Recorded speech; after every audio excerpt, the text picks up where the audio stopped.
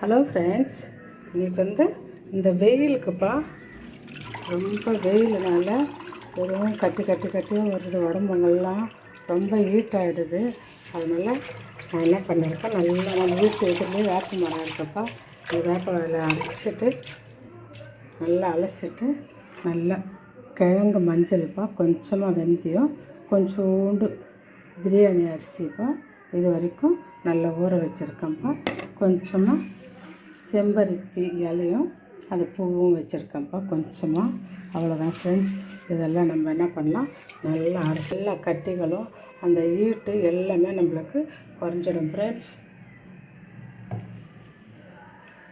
சூப்பரான ஒரு ஆன்டிபயோட்டிக் நம்மளுக்கு. மஞ்சள் ரொம்ப நல்லது.